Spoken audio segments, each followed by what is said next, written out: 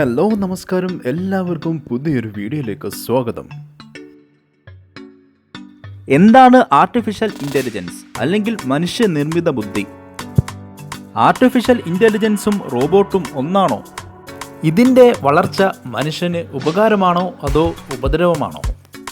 ഈ ചോദ്യങ്ങൾക്കുള്ള ഉത്തരമായിട്ടാണ് ഞാനിന്ന് വന്നിരിക്കുന്നത്. അപ്പോൾ വീഡിയോയിലേക്ക് പോകാം. മനുഷ്യൻ്റെ ആവശ്യങ്ങൾ വളരെ ലളിതമാക്കാൻ വേണ്ടി അവൻ തന്നെ നിർമ്മിച്ച ബുദ്ധിയാണ് മനുഷ്യൻ നിർമ്മിത ബുദ്ധി, അതായത് ആർട്ടിഫിഷ്യൽ ഇൻ്റലിജൻസ്. ആർട്ടിഫിഷ്യൽ ഇൻ്റലിജൻസ് എന്ന് പറയുന്നത് കമ്പ്യൂട്ടർ സയൻസിൻ്റെ ഒരു മേഖലയാണ്. നമ്മുടെ ജീവിതത്തിൽ നമ്മൾ അറിഞ്ഞോ അറിയാതെയോ വലിയൊരു പങ്ക് വഹിക്കുന്ന ഒന്നാണിത്. ചുരുക്കി പറഞ്ഞാൽ നമ്മളെല്ലാവരും സോഷ്യൽ മീഡിയ ഉപയോഗിക്കുന്നവരാണ്. ഈ സോഷ്യൽ മീഡിയയുടെ അടിസ്ഥാനമായി വർക്ക് ചെയ്യുന്നത് ഈ ആർട്ടിഫിഷ്യൽ ഇൻ്റലിജൻസ് ആണ്. അതായത് നമ്മൾ ഒരുപക്ഷെ വാങ്ങാൻ ഉദ്ദേശിക്കുന്ന ഒരു പ്രോഡക്റ്റിൻ്റെ പരസ്യം സോഷ്യൽ മീഡിയ വഴി നമ്മൾ കാണാനിടയാകും. അതായത് യൂട്യൂബിലോ ഫേസ്ബുക്കിലോ ഇൻസ്റ്റാഗ്രാമിലോ ഒക്കെ കാണാനിടയാകും. ഇവിടെയൊക്കെ ഒരു ഹിഡൻ ആർട്ടിഫിഷ്യൽ ഇൻ്റലിജൻസ് പ്രവർത്തിക്കുന്നുണ്ട്, നമ്മൾ പോലും അറിയാതെ. നിങ്ങൾ ആമസോണിലോ ഫ്ലിപ്കാർട്ടിലോ ഒരു പ്രോഡക്റ്റ് തിരയുന്ന സമയത്ത് ഒരു പ്രത്യേക തരത്തിലുള്ള ഡാറ്റ നിങ്ങളുടെ പേരിൽ ക്രിയേറ്റ് ചെയ്യുകയും നിങ്ങൾ ആ ഒരു പ്രോഡക്റ്റ് വാങ്ങാൻ പോകുന്നു എന്നുള്ളൊരു വിശ്വാസത്തിൽ അതുമായി ബന്ധപ്പെട്ടുള്ള പരസ്യങ്ങൾ നിങ്ങളിൽ നിരന്തരം എത്തിക്കുകയും ചെയ്യുന്നു. ഫ്ലിപ്കാർട്ടിലോ ആമസോണിലോ നിങ്ങൾ ഉദ്ദേശിക്കുന്ന പ്രോഡക്റ്റ്സ് സെർച്ച് ചെയ്യണം എന്ന് പോലുമില്ല. നിങ്ങൾ മറ്റുള്ളവരുമായി ഏതെങ്കിലും ഒരു പ്രോഡക്ട്സിനെ പറ്റി സംസാരിക്കുന്ന സമയത്ത് അതുപോലും ഹിഡൻ ആർട്ടിഫിഷ്യൽ ഇൻ്റലിജൻസ് നോട്ട് ചെയ്ത് നിങ്ങളിൽ ആ ഒരു പ്രോഡക്റ്റിൻ്റെ പരസ്യം എത്തിക്കുന്നു. ഇത്തരത്തിൽ ആർട്ടിഫിഷ്യൽ ഇൻ്റലിജൻസ് അവിടെ മുതൽ അലക്സ, സിരി, വോയിസ് സ്പീച്ച് അങ്ങനെ ഓരോ മേഖലകളിലും ബന്ധപ്പെട്ടിരിക്കുന്നു. ഇതൊരു ചെറിയ കാര്യത്തിൽ ഒതുങ്ങി നിൽക്കുന്ന ഒന്നല്ല. നമ്മൾ ചിന്തിക്കുന്നതിനും അപ്പുറമാണ് ഇതിൻ്റെ വളർച്ച. നമ്മൾ എന്ത് ഇൻപുട്ടാണോ കൊടുക്കുന്നത് അതിനനുസരിച്ചാണ് അതിൻ്റെ ഔട്ട്പുട്ട്. ഉദാഹരണത്തിന് ഒരു സെൽഫ് ഡ്രൈവിംഗ് കാർ എടുക്കുകയാണെങ്കിൽ അതിലെ ആർട്ടിഫിഷ്യൽ ഇൻ്റലിജൻസ് പ്രവർത്തിക്കുന്നത് റോഡിലെ തടസ്സങ്ങൾ കണ്ടെത്തി മുന്നോട്ട് പോവുക എന്നുള്ളതാണ്. ആ കാറിനൊരു അപകടം നടക്കുകയാണെങ്കിൽ നിങ്ങളെ രക്ഷപ്പെടുത്തി ഹോസ്പിറ്റലിൽ എത്തിക്കണമെന്നില്ല. കാരണം അതിൽ കൊടുത്തിരിക്കുന്ന ഇൻപുട്ട് ഡാറ്റ അത്രയേ ഉള്ളൂ. ഓരോന്നിനും അതിൻ്റെ പർപ്പസ് അനുസരിച്ച് മാത്രമാണ് പ്രോഗ്രാം ചെയ്യുന്നത്. അതായത് ഇതിൻ്റെ വളർച്ച സോഷ്യൽ മീഡിയ മുതൽ എല്ലാം ചെയ്യാൻ കഴിയുന്ന റോബോട്ട്, സൂപ്പർ ആർട്ടിഫിഷ്യൽ ഇൻ്റലിജൻസ്, അവിടെ വരെ ഇതിൻ്റെ സാധ്യതകൾ നീണ്ടു കിടക്കുകയാണ്. സാധാരണഗതിയിൽ ആർട്ടിഫിഷ്യൽ ഇൻ്റലിജൻസ് എന്ന് പറയുമ്പോൾ എല്ലാവരുടെ മനസ്സിൽ ഓർമ്മ വരുന്നത് റോബോട്ടാണ്. പ്രത്യേകിച്ച് രജനീകാന്തിൻ്റെ യന്ത്രൻ സിനിമ. റോബോട്ടും ആർട്ടിഫിഷ്യൽ ഇൻ്റലിജൻസും ഒന്നാണോ? അല്ല, തീർച്ചയായും രണ്ട് മേഖലയാണ്. ഒരു റോബോട്ട് എന്ന് പറഞ്ഞാൽ ഒരു മിഷൻ മാത്രമാണ്. അതിന് ശരിയായ രീതിയിൽ ആർട്ടിഫിഷ്യൽ ഇൻ്റലിജൻസ് പ്രോഗ്രാം ചെയ്യുമ്പോൾ അല്ലെങ്കിൽ ഇൻസ്റ്റാൾ ചെയ്യുമ്പോൾ മാത്രമാണ് അത് റോബോട്ടിൻ്റെ പ്രവൃത്തികൾ കാണിക്കുകയുള്ളൂ. ആ റോബോട്ടിന് എന്താണോ നിർദ്ദേശങ്ങൾ കൊടുത്തിട്ടുള്ളത്, അതായത് എന്താണോ പ്രോഗ്രാം ചെയ്തിട്ടുള്ളത്, അതനുസരിച്ച് മാത്രമേ അത് പ്രവർത്തിക്കുകയുള്ളൂ. ആർട്ടിഫിഷ്യൽ ഇൻ്റലിജൻസിനെ നമുക്ക് മൂന്നായിട്ട് തരം തിരിക്കാം: narrow artificial intelligence, general artificial intelligence, super artificial intelligence. Narrow artificial intelligence ചെയ്യുന്നത് വളരെ വ്യക്തമായിട്ട് ഒരുപാട് മെത്തേഡുകൾ പരിശീലിച്ച് ഒരുപാട് റൂളുകൾ കിട്ടിയതിന് ശേഷം അതനുസരിച്ച് ഔട്ട്പുട്ട് തരികയാണ്. ഗൂഗിൾ അസിസ്റ്റൻറ്റ് അല്ലെങ്കിൽ അലക്സ നിങ്ങളുടെ ശബ്ദം മുൻപ് കേട്ടിട്ടില്ല. വോയിസ് രജിസ്റ്റർ ചെയ്യുന്ന സമയത്ത് നിങ്ങളുടെ ശബ്ദത്തിൻ്റെ സ്വഭാവം തിരിച്ചറിയാനും അതിനനുസരിച്ച് മെമ്മറൈസ് ചെയ്യാനും അത് അടിസ്ഥാനമാക്കി അതിൻ്റെ സെറ്റ് ഓഫ് റൂൾസ് ഉപയോഗിച്ച് നിങ്ങളുടെ ശബ്ദ സന്ദേശം ഡീകോഡ് ചെയ്യാനും കഴിയുന്നുണ്ട് എന്നുള്ളതാണ്. അതായത് മനുഷ്യൻ എങ്ങനെയാണോ ഭാഷ പഠിക്കുന്നത് അതിൻ്റെ മറ്റൊരു തരത്തിൽ കൃത്യമായ റെസ്പോൺസുകളെ അനലൈസ് ചെയ്ത് പുതിയ ഡിസിഷൻ എടുത്തുകൊണ്ട് പ്രതികരിക്കാൻ ഗൂഗിൾ അസിസ്റ്റൻറ്റ് പോലെയുള്ള സംവിധാനങ്ങൾക്ക് കഴിയുന്നു എന്നുള്ളതാണ് അർത്ഥം. ജപ്പാനിൽ കോഫി നിർമ്മിക്കുന്നത് റോബോട്ടാണ്.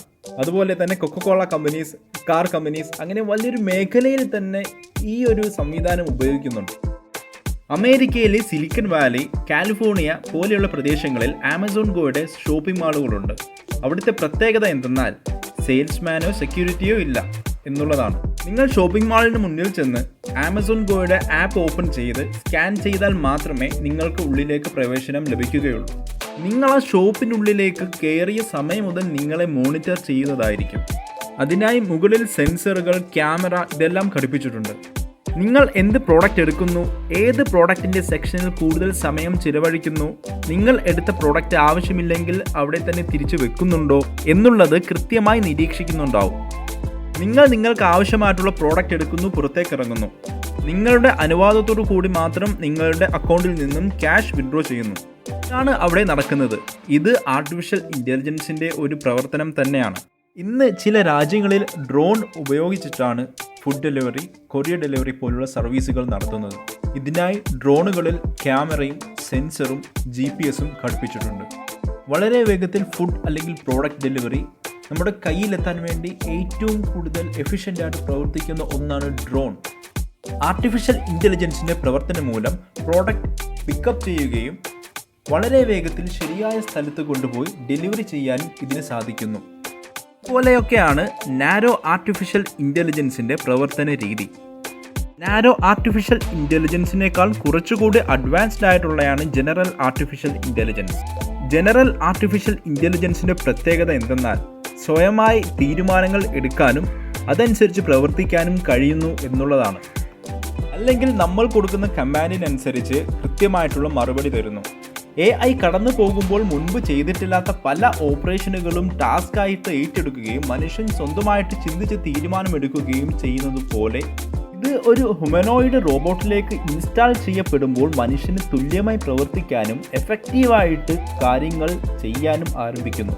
ഇത്തരം യന്ത്രങ്ങൾക്ക് എന്തൊക്കെ അറിവുകൾ നൽകണമെന്ന് തീരുമാനിക്കുന്നത് അതിനെ നിർമ്മിക്കുന്ന മനുഷ്യരാണ്, അതായത് പ്രോഗ്രാമർ.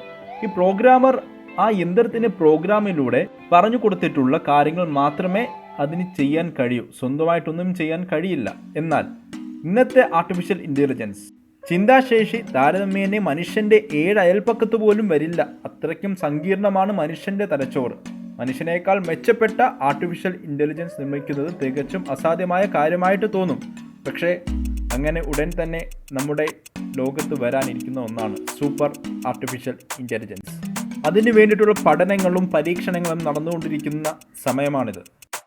സൂപ്പർ ആർട്ടിഫിഷ്യൽ ഇൻ്റലിജൻസ് എന്തെന്നാൽ മനുഷ്യൻ ചെയ്യുന്നത് പോലെയോ അതിനപ്പുറമോ റോബോട്ടുകൾക്ക് ചെയ്യാൻ സാധിക്കും എന്നുള്ളതാണ്. ചൈന, റഷ്യ, അമേരിക്ക മുതലായ രാജ്യങ്ങൾ ഇപ്പോൾ ആർട്ടിഫിഷ്യൽ ഇൻ്റലിജൻസ് ടെക്നോളജി വികസിപ്പിക്കുന്നതിൻ്റെ മുൻപന്തിയിൽ നിൽക്കുന്ന രാജ്യങ്ങളാണ്.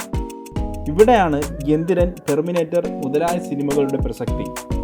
ഇവിടെ വളരെ കൃത്യമായിട്ട് സൂപ്പർ ആർട്ടിഫിഷ്യൽ ഇൻ്റലിജൻസിൻ്റെ പ്രവർത്തന രീതികൾ എല്ലാം വളരെ കൃത്യമായിട്ട് പറയുന്ന സിനിമകളാണ്. പക്ഷേ ഈ ഒരു മൂന്നാമത്തെ ആർട്ടിഫിഷ്യൽ ഇൻ്റലിജൻസ്, അതായത് സൂപ്പർ ആർട്ടിഫിഷ്യൽ ഇൻ്റലിജൻസ് മനുഷ്യകുലത്തിൽ തന്നെ വലിയൊരു ഭീഷണി തന്നെ ആയേക്കാം. ഇതിൻ്റെ കൺട്രോൾ മനുഷ്യൻ്റെ കയ്യിൽ നിന്നും വിട്ടുപോയാൽ ഒരുപക്ഷെ റോബോട്ട് മനുഷ്യനെ ഭരിക്കുന്ന കാലം വന്നേക്കാം. എങ്ങനെയാണ് ഇതൊരു മനുഷ്യകുലത്തിന് ഭീഷണിയാകുന്നത് എന്നുള്ള കാര്യം വളരെ കൃത്യമായിട്ട് യന്ത്രൻ എന്ന സിനിമയിൽ കാണിക്കുന്നുണ്ട്. ഇത് 2017 നടന്ന ഒരു സംഭവമാണ്. ഫേസ്ബുക്ക് ചാറ്റ് ബോട്ടിനെ വികസിപ്പിച്ചെടുക്കുകയും എന്നിട്ട് മനുഷ്യരായിട്ട് ചാറ്റ് ചെയ്യിപ്പിക്കുന്നതിന് പകരം 2 ചാറ്റ് ബോട്ടുകൾ തമ്മിൽ ചാറ്റ് ചെയ്യിപ്പിക്കുകയും ചെയ്തു. ഇങ്ങനെ എല്ലാവരെയും ഞെട്ടിച്ചുകൊണ്ട് അവർ സ്വയമേ ഒരു ഭാഷ വികസിപ്പിച്ചെടുക്കാൻ തുടങ്ങി. ഈ ഒരു സംഭവം ഈ ചാറ്റ് ബോട്ടിനെ വികസിപ്പിച്ചെടുത്ത ഡെവലപ്പേഴ്സിന് വലിയൊരു ഞെട്ടലായിരുന്നു. അവർ പോലും തീരെ പ്രതീക്ഷിക്കാത്ത ഒരു സംഭവം. ഇത് തീരെ നടക്കാൻ സാധ്യതയില്ലാത്തൊരു സംഭവം തന്നെയായിരുന്നു. പക്ഷേ അവരുടെ ധാരണകൾ തെറ്റിച്ചുകൊണ്ടാണ് ഇത് സംഭവിച്ചത്. ആ ചാറ്റ് ബോട്ടിന് അവരുടെ പേര് ബോബ് ആൻഡ് ആലിസ് എന്നായിരുന്നു. ഇങ്ങനെയൊക്കെ സംഭവിച്ചത് കൊണ്ട് തന്നെ ഫേസ്ബുക്ക് ഇങ്ങനെയൊരു പ്രോജക്റ്റ് നിർത്തിവെക്കേണ്ടി വന്നു. അവർക്കിപ്പോഴും ഇത് എന്തുകൊണ്ടാണ് സംഭവിച്ചത് എന്ന് വിശദീകരിക്കാൻ കഴിഞ്ഞിട്ടില്ല. സൂപ്പർ ആർട്ടിഫിഷ്യൽ ഇൻ്റലിജൻസിൽ നിന്നും ഇങ്ങനെ സംഭവിച്ചാൽ ചിലപ്പോൾ കൺട്രോൾ തിരിച്ചു പിടിക്കാൻ കഴിഞ്ഞെന്ന് വരില്ല. ഒരുപക്ഷെ മനുഷ്യന് ഇത് വലിയൊരു ഭീഷണിയായിട്ട് മാറിയേക്കാം. ഇപ്പോൾ വികസിപ്പിച്ചെടുത്ത ചില സോഫ്റ്റ്വെയറുകൾക്ക് നമ്മുടെ എക്സ്റേ ചിത്രം അപ്ലോഡ് ചെയ്താൽ അതിൽ നിന്ന് നമുക്ക് ഉണ്ടാകാൻ ഇടയുള്ള അസുഖങ്ങൾ പ്രെഡിക്റ്റ് ചെയ്യാൻ സാധിക്കും. ഉദാഹരണത്തിന്, ഇപ്പോൾ നിങ്ങളുടെ ശ്വാസകോശത്തിൻ്റെ എക്സ്റേ ആണ് അപ്ലോഡ് ചെയ്യുന്നത് എന്നുണ്ടെങ്കിൽ അതിൻ്റെ ഘടനയും അതിൻ്റെ കാര്യങ്ങൾ വെച്ചുകൊണ്ട് നിങ്ങൾക്ക് എന്തൊക്കെ അസുഖങ്ങൾ ഭാവിയിൽ വരാം എന്നുള്ളത് 90%, അതായത് ഒരു മനുഷ്യൻ പ്രെഡിക്റ്റ് ചെയ്യുന്നതിനേക്കാൾ കൂടുതൽ റോബോട്ടുകൾക്ക് സാധിക്കും. ഭാവിയിൽ റോബോട്ടുകൾ മെഡിക്കൽ ഫീൽഡിൽ വലിയൊരു മാറ്റം തന്നെ കൊണ്ടുവരും. അങ്ങനെയാകുമ്പോൾ റോബോട്ടുകൾ അഥവാ സൂപ്പർ ആർട്ടിഫിഷ്യൽ ഇൻ്റലിജൻസ് എല്ലാ മേഖലകളിലും കൈകടത്തി എന്ന് പറയാം.